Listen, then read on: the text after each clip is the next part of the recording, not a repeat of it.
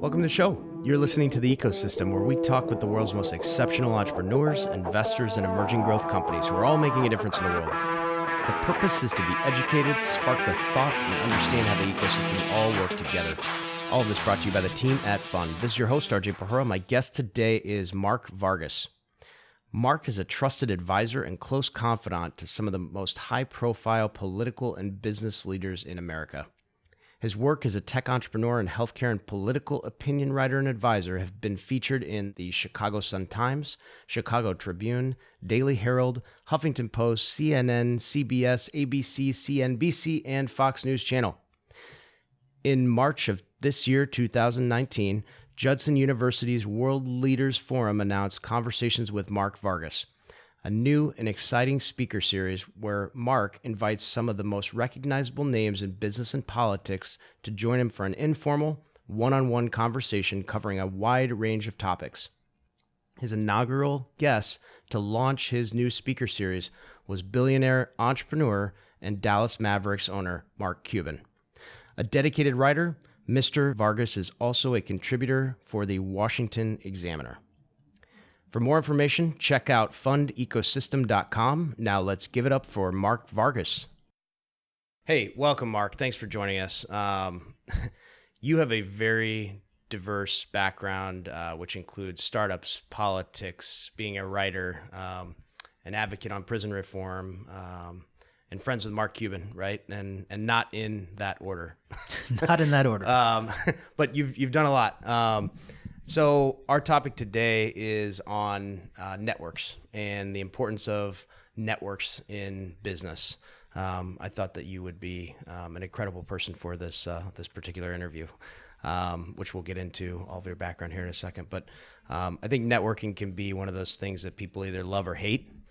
I think, in my opinion, it's like if you're an introvert, it's nails on a chalkboard, but maybe a high for an extrovert, right? Like it's one of those things that you've got to be the right person for it. But you're here today. You're no stranger to a microphone, or a television or a camera, television camera that is. That could be a good thing or bad thing. Yeah. And you're regularly on television, radio, print, and you've built a hell of a network nationally. So I think that we have some valuable points that we can share with the audience today.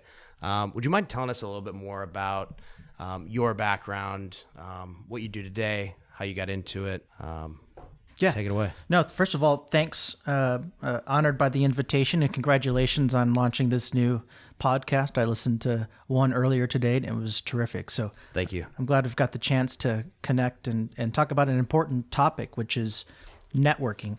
But before we get into that, my background is unique. My background really is politics and public policy, and I spent most of my career, the last 12, 13 years in Washington, D.C., where I served under two presidential administrations as an aide in the Secretary of Defense, Robert Gates' office, where I deployed to Baghdad 14 times as a civilian between 2008 and 2010 as part of a unique team that was charged with rebuilding Iraq's war-torn economy. So it was a tremendous experience. I helped set up Iraq's version of their Chamber of Commerce. I worked with Prime Minister Maliki and his cabinet. I oversaw teams where we deployed IT systems for the first time that had never been deployed in combat. So it was Seen a lot. It was a really interesting experience, and so my partners were part of business partners were part of a DC Department of Health. And so we ran into some issues as it related to medical licensing, and we thought, what the heck, let's start this company. So I can get into that a little bit more later, but it's an interesting story how we launched our startup. But when we learned that Illinois Hispanic Chamber of Commerce had partnered with 1871, I left Washington, D.C. and moved back home to Chicago so that we can officially launch our tech startup. So we were part of the inaugural incubator. And so it was sort of a weird transition to go from Washington political scene to Chicago's tech community. Right. And you've been involved with it for a couple of years now. For 2 years. Yeah. And did it start here, or did it here in Chicago, or did it start in DC? The concept started in DC. Okay. And then the opportunity to be part of this incubator here in Chicago was the opportunity for it to become a reality. So we were really excited about that. And so my other two partners have, they're both physicians and they had jobs where they couldn't leave, and I had a little bit more flexibility as the single guy. So I drew the short straw and said I'll move back to Chicago just so we can launch this startup. Yeah. Well, cool. We're grateful to have you. Thank you. You get back to DC often? All the time. I still have business in DC, and so it's great to be able to go back and forth. A lot with politics too. You're still heavily involved in politics. Very heavily involved in politics. So not only do I have this tech company called Licentium, which means to license in Latin, where I am the president, but I also do consulting. I work with Mark Cuban on his healthcare project as part of repeal and replace of Obamacare. I'm the official spokesperson and advisor to the Blagojevich family. I'm working with the White House, and I have been on criminal justice and prison reform. So there's, my portfolio is broad and diverse. Yeah, no kidding. How old were you when you got involved with this stuff? In politics, yeah. September, it's a great question. September 11th, 2001, I was a college student at Judson University, and it was my lightning bolt moment. You and me both. And day we'll never forget. It's a day we will never forget. And my mom called my dorm room and said, turn on the television. And so I went into the main commons area just in time to see the second plane fly into the World Trade Center. And at that moment, the first things that I said after that plane crashed into the World Trade Center was, I'm going to do something about this. So my life from that point on, I knew I wanted to serve my country in some way, shape, or form. So my life at that point had purpose. Yeah. I think everybody watching that and just going through that knew that they also they would have done anything for anyone at that point. Horrible situation. Well, thank you for obviously your service, being a part of all of this and making things happen. So let's again, the topic today is just on networks and what networks mean in business. So love to hear more about not only personal but business and entrepreneurship, and then also political, and how all of these networks have been formative for you, and how you formed, such a broad, expansive, not only national but global network. So, I guess I'll start by asking, what? Where do we start? Yeah, right. It's a big question. Some people love or hate this talk, right? What do networks mean to you, and why do you think that they're important? Yeah, no, that's a great question. And you brought up a good point that some people either love it or hate it. And it can be very intimidating to walk into a room and you're taught, just give your business card to everyone, shake as many hands and say hello to as many people. I'll never forget, I went to a conference in New Orleans. It was a Veterans Affairs conference. And there was a gentleman, there's probably 4,000, 5,000 people. And there was a seminar that ended on the second floor. And so everyone was rushing down the escalators to get to the next seminar on the first floor. And there were people just standing at the bottom of the escalators with just probably a stack of 300 business cards. And every person that walked off the escalator, here's my card, let's do business. Here's my card, let's do business. And I thought that was just a perfect example of what not to do. Yeah. So when I go to an event, actually, I only walk away. Now we don't even have business cards. No one has business cards, right? Very few. It's I don't carry business cards. Yeah. Even though I probably check LinkedIn, right? Yeah, even though I probably should. LinkedIn is great, but at any given event, I will only walk away with maybe one or two business cards. So it's strategic. And actually, everyone's always handing me my card. I have a little secret, but maybe it's not a secret anymore. But in my if I get a business card and I want to follow up with the person, I'm right-handed, so I put it in my right pocket. And if I don't want to follow up with the person, I put it in my left pocket. So I know at the end of the night, anything in my left pocket's getting thrown out, baby. And so on the right, great tip. on cards on my right pocket. I think any professional networkers would appreciate that. Anyone, because you just get all these business cards. Right. But I'm a strategic networker, so I'll talk to as many people as I can. And yes, hi, what do you do? What's your name? What's your business? But if there's some synergy, then I'll invest more time into that conversation, and we'll exchange information. But you won't find me walking around and handing out my business card to as many people as I can.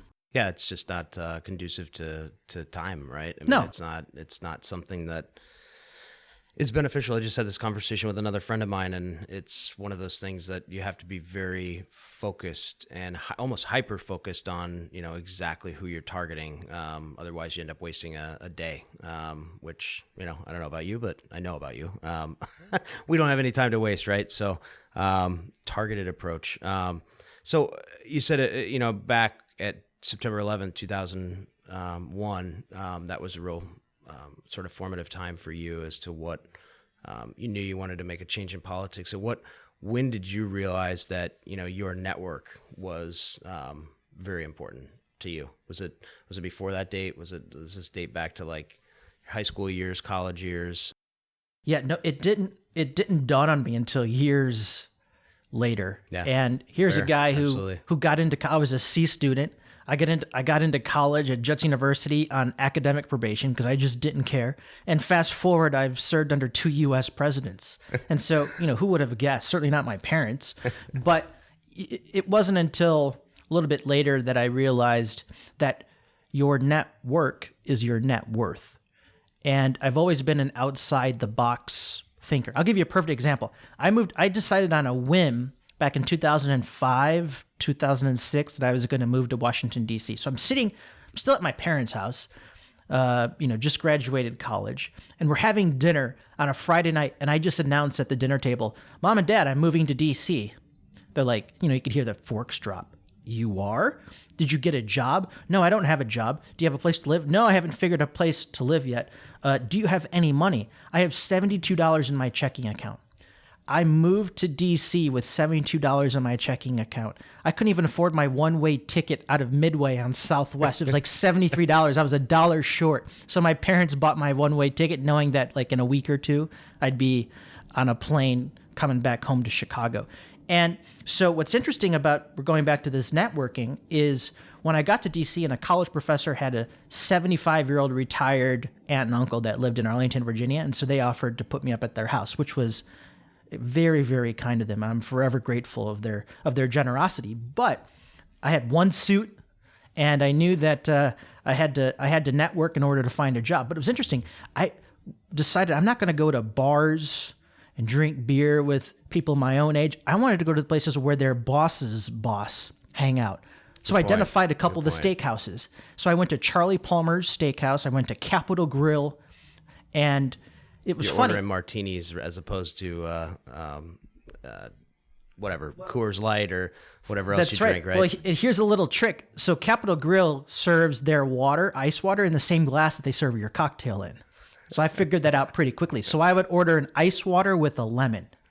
And I would work the bar. Anyone that was dressed nicely, I just sort of rely on my people skills or what little people skills I had, and I just strike up a conversation.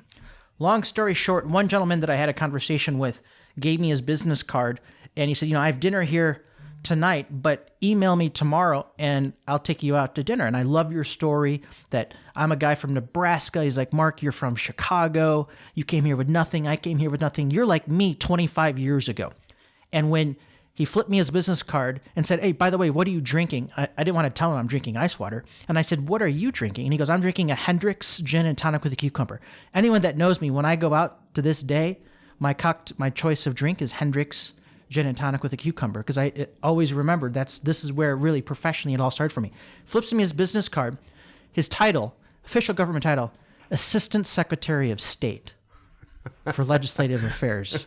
And from that point on, I moved in with him a year later, 6 months later, and he helped me network, and that's how I was able to land a job at the Pentagon working for the Secretary of Defense. So it's just a remarkable story of just sort of thinking outside the box and networking, and how that can yield amazing returns. So was he the one that was the most influential then for you to, know at that time that networking is a huge part of what you do every day? It was at that moment that I learned that networking with the right people and in the right environment can be very powerful. Capitol Grill. I love that place. So a nice plug for Capitol Grill. Yeah, no kidding, right? I was there last night, by the way, here in Chicago. It is fabulous. So you're I'll call out some of a local celebrity or a celebrity period that you recently had an interview with. You're regularly on television, radio, print. You just had a speaker series that you started at Judson University. My alma mater. Yeah, your alma mater, and your first guest was a friend of yours, who people might recognize. Name's Mark Cuban, from that Shark quiet Tank, and shy right? guy.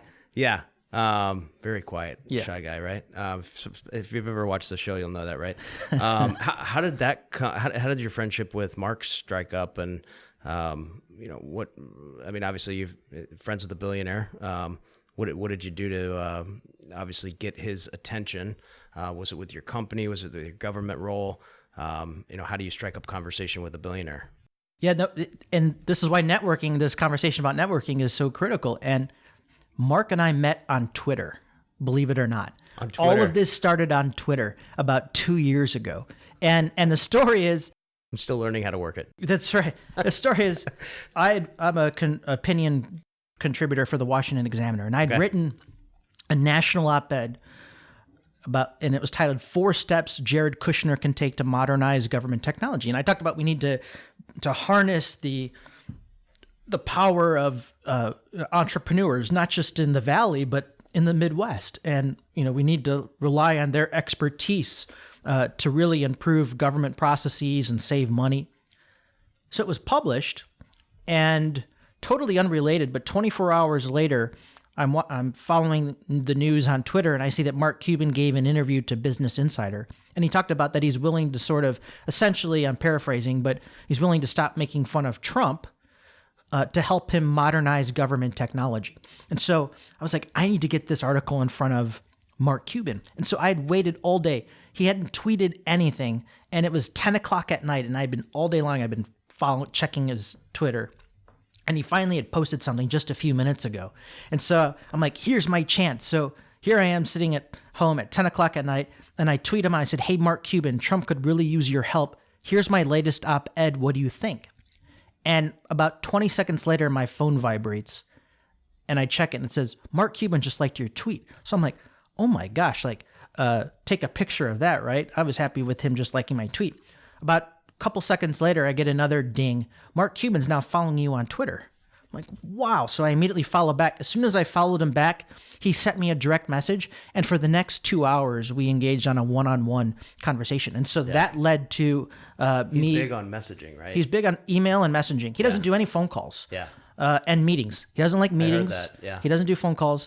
And he's got 3 cell phones. And so he manages all of his businesses via email or direct message on Twitter. And so that Twitter conversation then led to me saying, hey, I can help you with this healthcare proposal. I can introduce you to some really smart people in DC and kind of put together a little strategy. And 3 weeks later, we're flying to DC for our meeting. So we've had tons of meetings in Washington. We've had breakfast and lunch together, hang out at his hotel. He's brought me to Mavericks games as his guest. And when I launched my new speaker series called Conversations with Mark Vargas, every penny raised goes towards diversity and entrepreneurship scholarships for students at Judson. We were talking about who would be your first guest. And so I thought, oh my gosh, let me ask Cuban. So I emailed Mark and said, hey, Mark, I'm launching this brand new speaker series called Conversations with Mark Vargas at my alma mater. All monies raised from scholarships and ticket sales goes to Students for Entrepreneurship and Diversity. 2 things very important to me. I'd be honored if you help me launch my speaker series as my first guest. And he wrote me back within a couple of minutes and said, done. And he copied his assistant and said, set this up in May.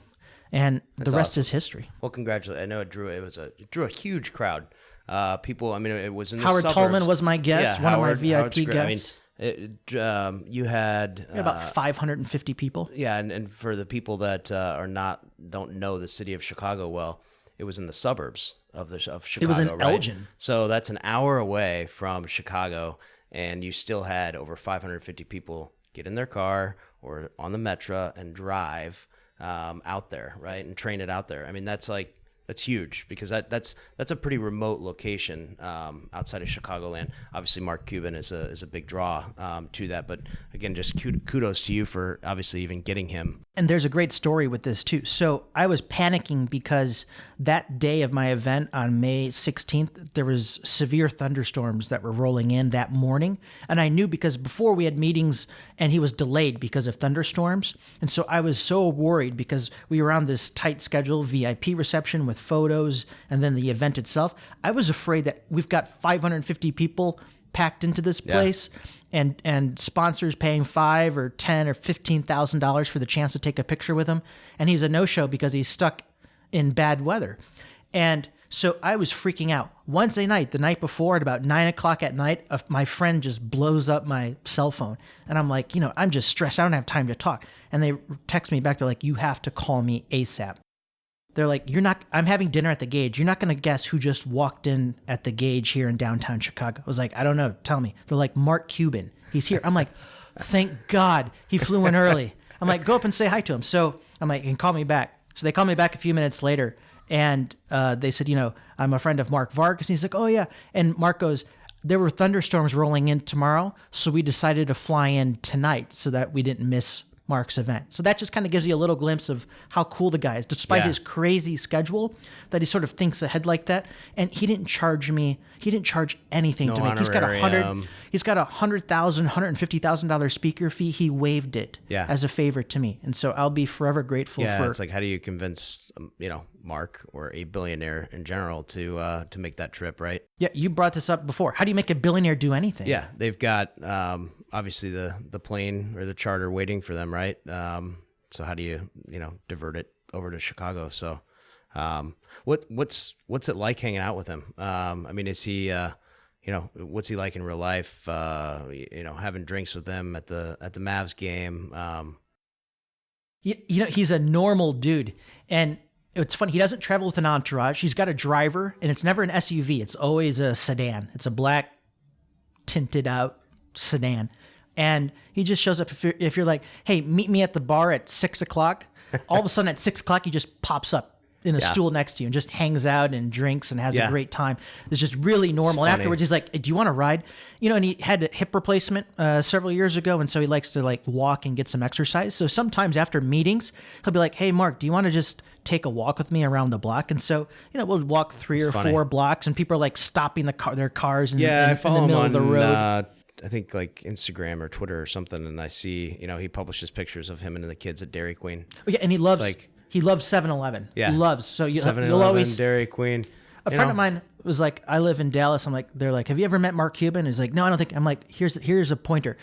Go to a 7-Eleven before or after a Mavericks game. You'll probably see him buying a hot dog and a Gatorade. He loves 7-Eleven. If you work it. But here's those something. places, and he walks in. What's up? Here's something. I've wondered what's the person, and I've been studying this a little bit more. The personality of a billionaire. Right. And have you seen Bill Gates's? I've met a few documentary on Netflix. No, not on Netflix. Inside Bill Gates's brain, and it's fascinating. And I would describe Mark on a, besides just being a normal guy, he has an insatiable appetite for information, where it becomes an obsession. Yeah. And so my point is if you were to at dinner give Mark Cuban a 800-page manual on the driest subject that you can ever imagine, you're like, hey, I'm working on this. Right. I need your thoughts. Just take a look at this. He will stay up all night long to have read it. And at breakfast. And to understand it. Yeah. And at breakfast, he would give you that 800-page manual and said, I read it. And there'd be notes. And he's like, and I just sent you on Google Docs sort of my thoughts and my questions on this manual. I've met a few billionaires myself, and it takes a lot to keep up with them. Is a way to put it lightly. Even a pot of coffee, might not do it, right? So. They're intense, and they're intense for a reason. Intense, very intense. And they didn't get to where they are for the hell of it, right? So we'll walk into meetings, and he's pitching his proposal, his healthcare proposal. So it's interesting to see him on the shark on the opposite side of it, where he's pitching his proposal. But what's fascinating is we're meeting with people that have their MDs or their PhDs in healthcare. And Mark's keeping up with them, even though he doesn't have a healthcare background. And he's actually sharing information and data with them that they didn't even realize. And so it always stops people in their tracks when meeting with them. They're like, I'm learning something new, and this is what I do. But it's just a glimpse into his personality. Didn't he potentially want to throw his hat in the Republican race? We talked about it. We've been talking about it for the last year and a half. You know, his kids are like 15, his daughter's like 15 and 13, and then Jake is 8. And, you know, he jokes that his daughter, 15-year-old, hates him. You know, she's at that age. But, you know, it just wasn't the right time, and his wife didn't want him to run for office. But at my event last May, it's interesting. You have like these billionaires that something of a switch flips where, and it's interesting, he talked about his legacy.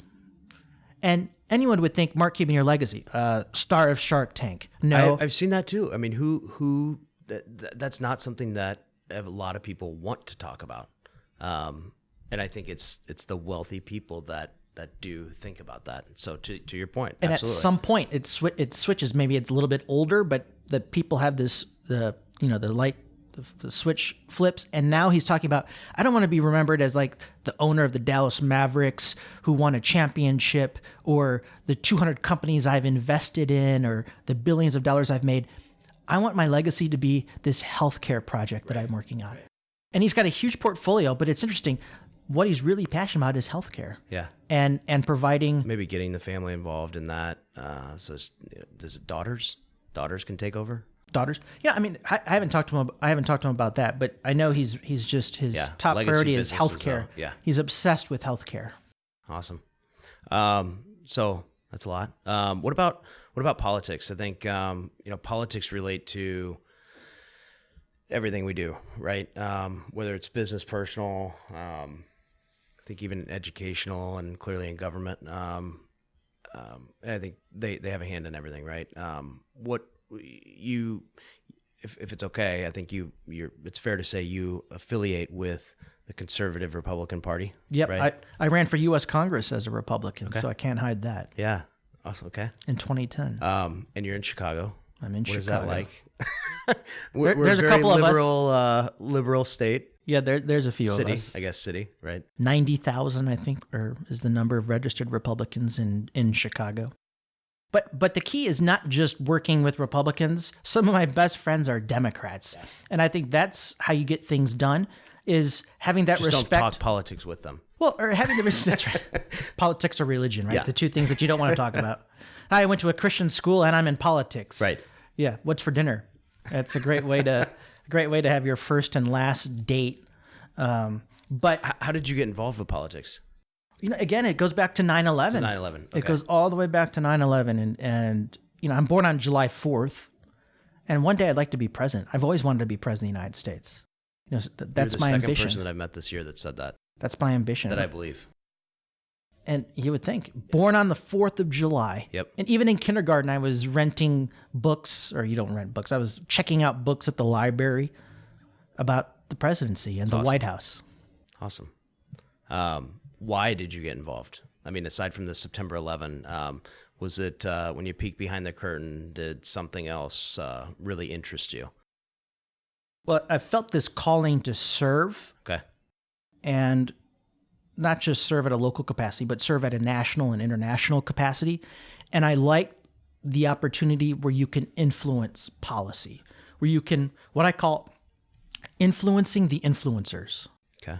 And I think that's a really powerful position to be in. Great way to think of it. That you're the friends, trusted advisor. To be a trusted confidant. Yeah. That your friends can make decisions, or your friends can work on projects or proposals that can impact tens of millions of people. Like Mark Cuban's project, for example. That's to ensure that 27.5 million Americans that don't have insurance will now have health insurance. That's a huge number. And to play a small role in something like that, not just with this healthcare project, but some of the other projects that I'm working on in Washington as it relates to prison reform and criminal justice reform. Like, I love that opportunity to help facilitate and be that to help influence the influencers. Well, and what's that like too? Because I mean, you're interacting with some of the most powerful people, and you can't do that without a network. But what are they like at the end of the day? How do you infiltrate that network and become the trusted advisor to them? That's a great question. A lot of it is credibility. And my 14 deployments to Iraq as a civilian helped sort of create that credibility that was needed. And going back to networking, and that's hanging out with the right crowd, the movers and the shakers. And it's a combination of all of that and just sort of this crazy ambition and being fearless. I think that's a great point. I mean, being fearless, right? Back in the day, at a big conference or presentation or something, when the presenter got up, one was a Monsignor. He's a local Monsignor here in Chicago. I was so moved by what he said, I had to go up and meet him. And he's a priest, right? So at the end of the day, he's not going to turn me down or shun me away. But a lot of people, would not. I also met the great Jim Tyree, who was at the same speaking event. It was like a Chamber of Commerce or something. Who was the former CEO of Mesirow Financial, and Mesiro's one of the largest financial institutions here in Chicago. And it was so moving that I had to meet these people, right? And it's I think it takes a little bit of guts to do this, but once you do interact with them, you realize they're just normal people, right? At least that's my experience. I don't know if you have anything different. No, you're right. And it's funny, after my event with Mark, and made national news. I mean, we had a lot of press attention from his visit. And you wouldn't believe, on LinkedIn, on Facebook, on Twitter, how many entrepreneurs even here in Chicago were like, hey, I've got this idea, and can you introduce me to Mark Cuban? It's like, no. And he's a guy where he respects people that hustle. And I'll never forget this. He told me, he shares with me all the time. He's like, I'm a billionaire, but he's like, I hustle as if this next deal is going to pay my mortgage. Yeah, you've seen that about him, Damon John. They're the most outspoken ones, at least, that say those sorts of things. He's one of the hardest workers I know. But if I were to just say, hey, here's his email, right? Here's his phone. Yeah, go ahead and pitch your startup idea. No way. And part of the reason why I think he still keeps me around is he knows that I protect him in that sense. I'm not going to introduce him to everybody that wants to meet him or trying to show off. It's like, oh, you want me to email for I don't do any of that. But he.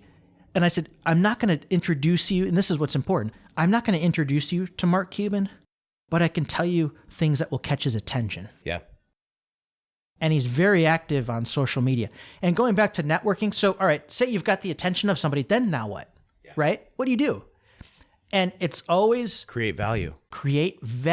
Got to. Have to. It's the only way to keep them engaged. Everything is usually a one-way street when you go to networking, right? No quid pro quos. Right? No quid pro quos. Everybody wants something. Right.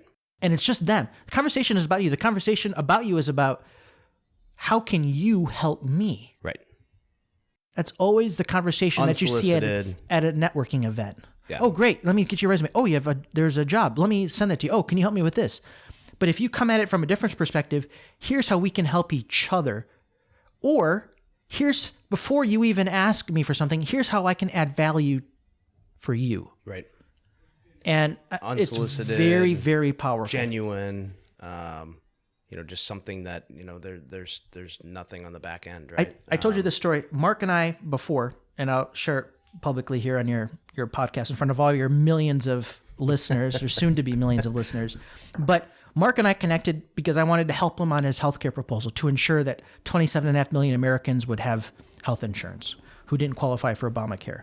But I'm also a tech entrepreneur, right? And I also watch Shark Tank, and I know that he likes to invest in companies. And now I know that he loves healthcare, and I have a tech company in healthcare. But I didn't think it was ever appropriate for me to talk about it.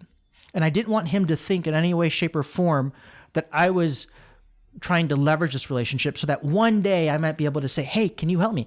And this was interesting. Because he gets pitched every day, every second, all day, every day. He's probably got 1,000 emails in his inbox right now, just all pitch ideas, right? And it was so funny. He went to the bathroom and he came back and he's like, I had to go, but this person just gave me this shitty pitch. He's like, I just wanted to run away. On his way. I just wanted to run away, But in all seriousness, so I'm probably the only person in the world that these two things happened with Mark Cuban. Number one, he asked me about my startup. we had finished our breakfast. We had time to kill. And this is before he wanted to take a little walk around the block. And he's like, all right, Mark, I've done my research. All right, Mark Vargas, I've done my research. I know you've got a tech company. Tell me about it. So I told him about my tech company. He's like, in healthcare. And he's like, I love this. So he's like, seed money? I was like, yeah. He's like, customers? I'm like, well, this is what we got. He's like, and like your 5-year strategy? I'm like, well, this is where we at. He's like, send me your pitch deck. Yeah. I want to see your pitch deck. Like, I'm really interested in this. And he's like, and I'll review it. And I was like, Mark, I could really use your investment and that would be great. But the whole purpose of us being here is not because I wanted to talk to you about my startup, though I wanted to, or because I wanted your funding, because we do need it. But I don't think it's appropriate, and I don't want it. I don't want your funding. And so for me, the intrinsic value is his friendship. Yep. And he's off, he's given me ideas on my tech company that lasts a lot longer. A single investment, right? Yeah, I didn't want a transactional relationship. Or, hey, this is no longer Mark Cuban, my friend. This is Mark Cuban, our investor. Right. And that relationship switches. Right. And so I'd rather be a trusted confidant than bragging about, I'm a Mark Cuban company. So back to politics, how have you sort of weaved your way in politics with your network, and what are some of the things that you've learned being involved in politics? How to continue to build that network. Well, everything doesn't matter whether it's Chicago's tech ecosystem or Washington D.C. politics. Yeah. Politics is everywhere. Right. And I think an advantage that I had coming in as a baby here into Chicago's tech scene, not knowing anyone or anything, not even knowing about the Fun Conference or RJ, that's how blind I was. I think I met you fairly early on. You did. You met me very early on, and it was thanks to the 1871 connection. But the difference is that I had a career in politics. I knew how to schmooze with the best of them. I hung out with world leaders and heads of state and politicians. And coming into Chicago's ecosystem, I came in fearless. Yeah. And I learned. At that point, you can talk to anyone. I could talk to anyone, and I would poke fun at people, and I didn't care. Like my favorite target are investors. Like I thought initially, like investors walk on water. Then I'm like, wait a second, no, they don't. They're just like walking on stones. It's an illusion. But so it came. I kind of had this sort of swagger and confidence and fearlessness that I think actually helped me build more relationships and was beneficial rather than the opposite. Similarly to a Mark Cuban, in politics, what kind of conversations? How do you continue to hold conversations with these high-powered leaders, not just in the United States but worldly, right? So, how do you keep the conversation going? What are some of the things that, and then further, how do you continue to work their network so that you're continuing to climb the ladder and hierarchy of, ultimately someone you're trying to get in front of? Trust is key. Yeah. And particularly in politics and in Washington, it's valuable that you don't run to the press because you get a lot of information that's not public. And so knowledge is power. Yeah. You have something of it's value. It's not like something where you're signing an NDA before every conversation, right? So no. You always have something of value. It's just a known thing that, what happens here between this conversation is not to be shared. That's right. And actually some bars in Washington, D.C. Will protect you. And I've had it several times where a bartender will write me a note on a napkin and say, careful, Mark, a reporter's 2 seats from you.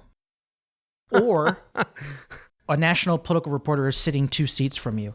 Or they'll send me a text message and they'll be like, look at your phone, So they'll protect you. At other bars, they'll actually ask anything to get a story. Ask a reporter that this is all off the record, and if any of it is on record, you won't be invited here again. So they make it very clear. So there's these rules that you just can't be hanging around the bar fishing for conversation. So trust is key. And then going back to what we were talking about earlier, providing value.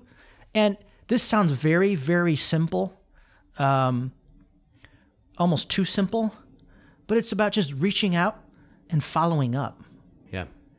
Being able to reach and say, follow up. Hey, it was great to talk to you yesterday. Let's stay in touch. Those sorts of personal points are so 100%, important. And people just don't do it anymore, right?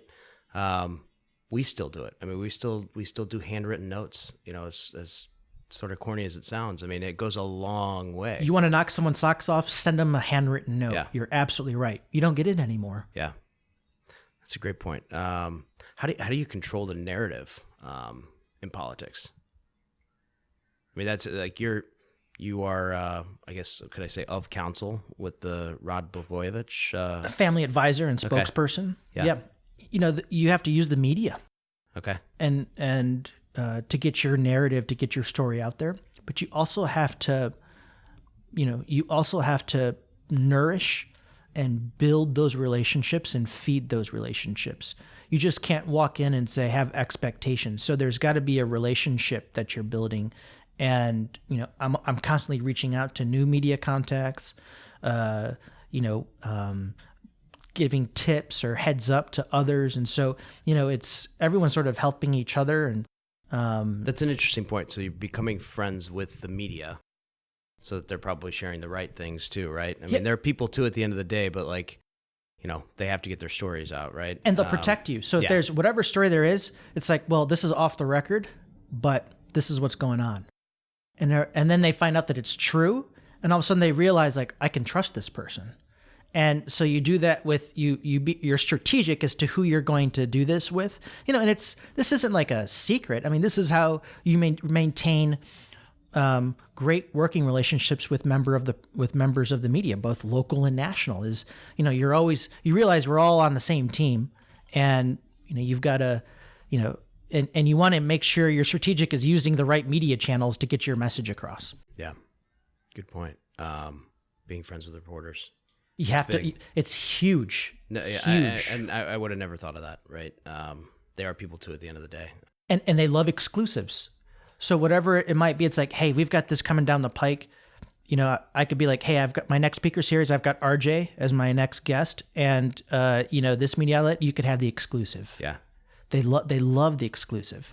Love it. And it's a relationship. You've got to be feeding it and watering it. You plant the seed. It's like, it's like growing a plant. You've got to tend to it. And you just can't like leave it alone and then expect to come back whenever it's convenient for you, but you've always constantly. So that's why I have 2 cell phones, and I'm constantly just working to relationships, building new relationships, checking in. Hey, have you seen this? That's usually how it works. Yeah. Interesting. So how have you used your background in politics then as a tech entrepreneur, either to break into the ecosystem or generally speaking to build your business, and is that network transferable over to what you're doing today? Well, my time in Washington and my network coming into Chicago here gave me instant credibility. Okay, great point. Because some entrepreneurs, not all, but some, this is like their first job launching a startup. There's no real world experience. Right out of school. Out of school. They've got great ideas, but they've got zero management. Like what is Mark Zuckerberg managed before Facebook? Nothing. And now he's got this multi-billion-dollar empire with no managerial experience. Yeah. And you see that a lot. He's built up though, right? Like he's like probably one of the only respected tech entrepreneurs that, can not only start, build, grow, and now, further lead the company, right? Like that's, I think there could be a whole nother episode just on that, right? It's like what it takes to build and grow versus, running the day to day. And it's been kind of interesting to watch him grow as a leader too.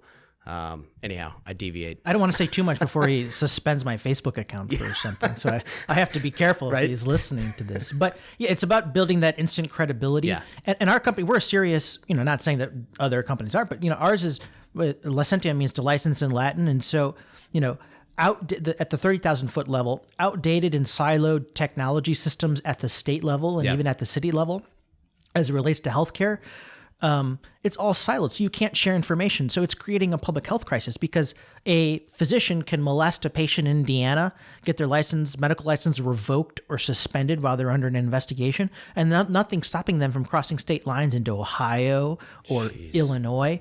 And so at a macro level, outdated technology is creating a public health crisis. Yeah. And at the micro level, because of the growing demand of telemedicine, you've got physicians now that are wanting to get licensed in 5, 10, 20 states because the model used to be you just get licensed in one state and that's it. You may move around, but you'll never move out of state. Yeah.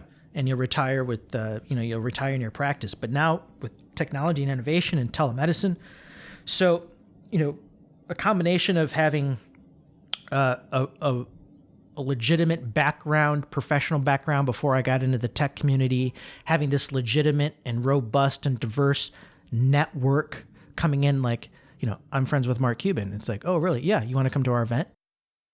It's like, wait a second. And here's something funny, if I might say, it's hilarious because everyone wants to be like Mark Cuban. Like you go around Chicago and everyone's like in t-shirts, they're like the Zuckerberg, they're like in t-shirts and jeans and running shoes. But then all birds. Yeah, they all feel like they're like the big like they all look like $1 billion investors, right? But then you talk about like a real shark, and all of a sudden they get a little nervous. Yeah, and it's so funny to kind of see that because no one's ever challenged them to that. Yeah, and so it's fun kind of coming in with that network. So I'm sure I annoy a lot of them, but I don't. But I don't care. How has your network changed your personal life? What is it? Allowed you to potentially do differently? Well, some people make money easy. Some people can build a business and get it acquired easy.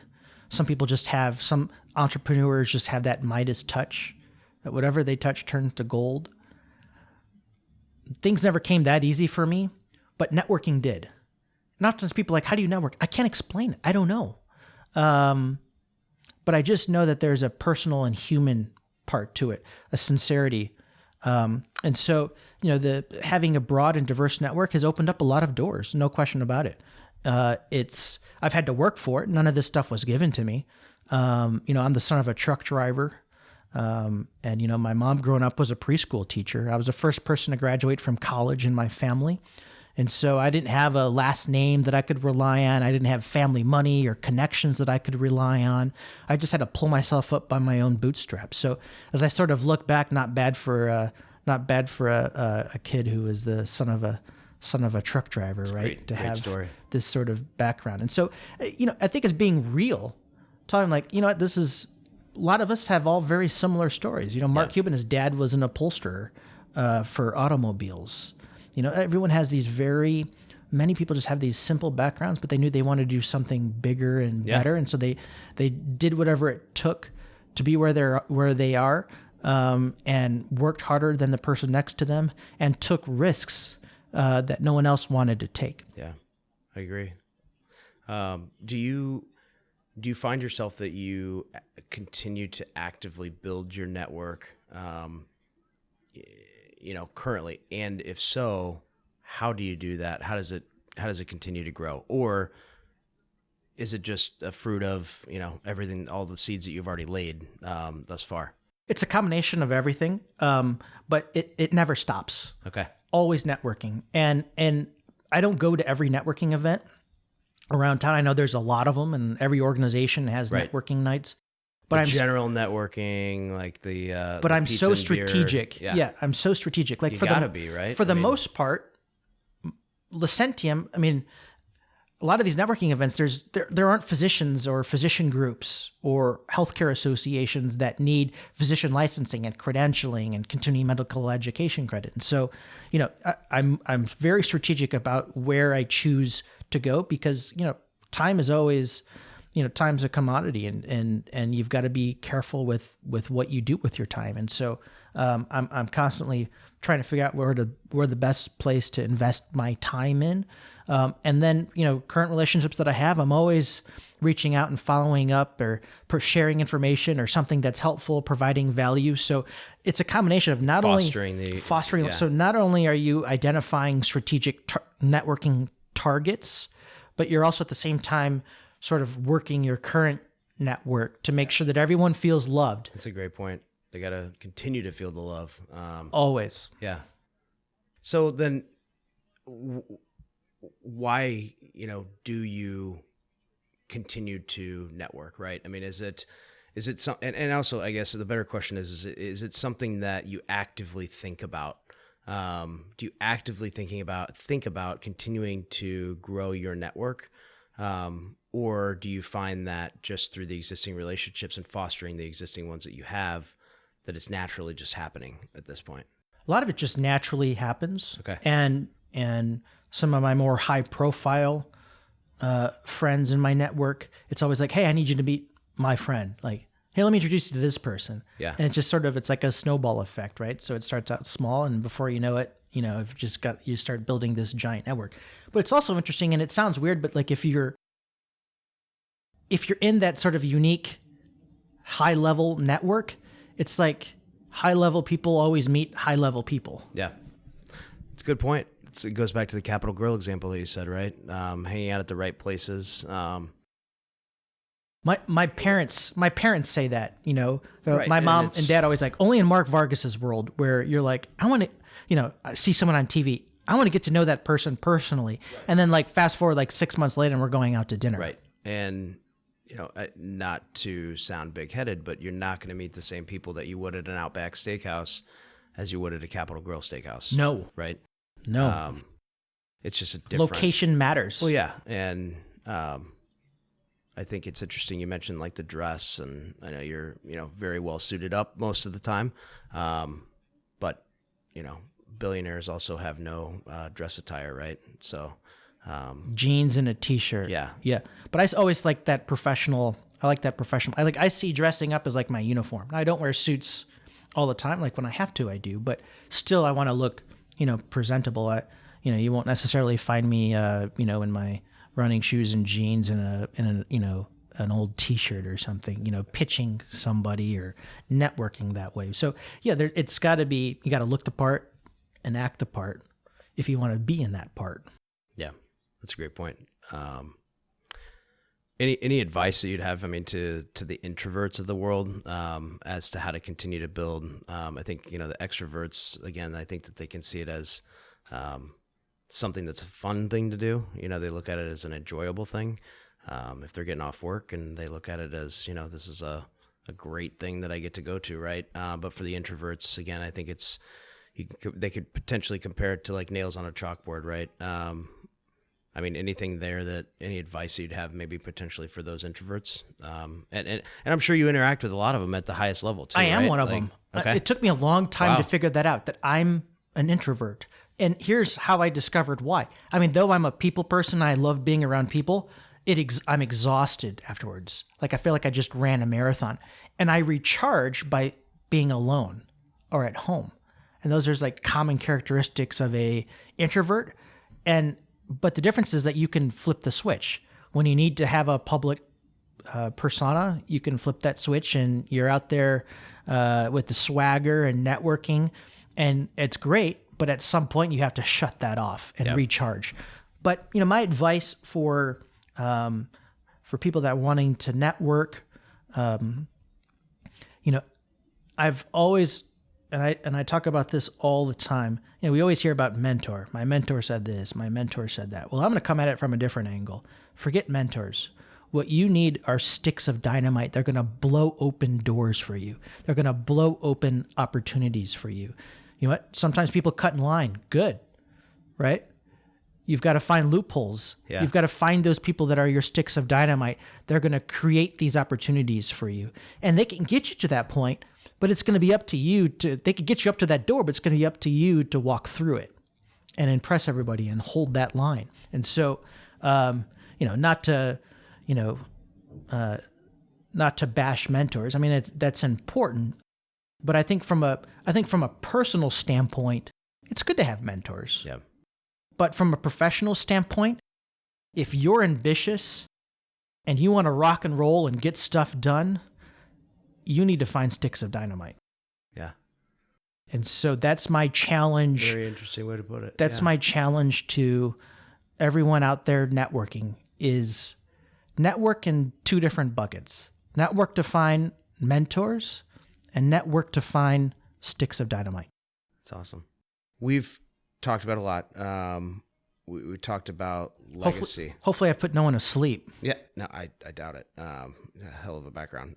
So you talked about legacy, and I think this is an interesting point. I mean, what do you want your legacy to be? You mentioned, coming from a little bit underprivileged family, and growing to sort of where you're at today. What does your legacy look like to you? What do you want to leave behind? And that's a really great question. And a friend of mine asked me one time, "Are you comfortable with your destiny?" Now, if I ever write a book, that might be the title of it. And my legacy is I want it to be someone where he accomplished a lot, but he helped a lot. And I know, kind of like Superman, with great privilege comes great responsibility. Yeah. And so it's important for me to invest and to invest in people, to invest in relationships, and to be that stick of dynamite to people. Yeah. And so that's what I want my legacy to be. You've thought all that through. I think a lot of people get too involved in the day to day and they don't think about the legacy. So I'm lucky to be here, and you, man. And I'm blessed with an incredible network and incredible experiences and background, but that's not accidental. And so the question for me that I ask myself is, now what are you going to do with it? And so, it's giving back, it's helping out, it's doing anything that I can do to help the next person. That's awesome. So along that same lines, what's next for you? I know you got your speaker series, which is super exciting. If your first guest was Mark Cuban, I can't wait to see who we'll be making that announcement soon. Is. Yeah, we're going to keep it pretty incredible. Yeah, no pressure. Yeah, right. So what is next for you? What is the next? I won't say 3 to 5 years. What's the next year look like for you? Well, our tech company, we just won an impressive contract. A 15-state licensing Congratulations. contract for a multi-billion-dollar international company. So that's exciting. Wonderful. We're growing. We did $60,000 in revenue in 2018, and we didn't spend one penny on any marketing or advertising. It was all word of mouth. And that's licenses at $399 a piece. So we did $60,000 worth of licenses, all by word of mouth. So that's exciting on the technology, on the tech startup front and Licentium. But I've got, I want to make some more progress as it relates to criminal justice reform. I hope the president commutes the former governor's sentence. I hope I'm raising more money for entrepreneurship and diversity scholarships through my speaker series. And I hope I can identify more people that I can serve as their sticks of dynamite. Yeah, that's awesome. We talked, great session. I think the key takeaways too that I got were building trust, as it relates to networks. That is building trust, adding value, giving back, giving without taking, or with a taking thing in mind later, like a quid pro quo, and then following up. And I think all are key, not necessarily in that order, but also very, very important. So, Mark, thanks for joining us this afternoon. Really appreciate you being a part of it, and thanks for sharing your values and knowledge on building networks. I think it's a very important topic. It was wonderful to be here, and thanks for the invitation. Awesome. You're listening to The Ecosystem, where we talk with the world's most exceptional entrepreneurs, investors, and emerging growth companies who are all making a difference in the world. This is your host, RJ Pajuro, with our special guest today, Mark Vargas. For more information, go to fundecosystem.com. Thanks for listening, and until next time, folks.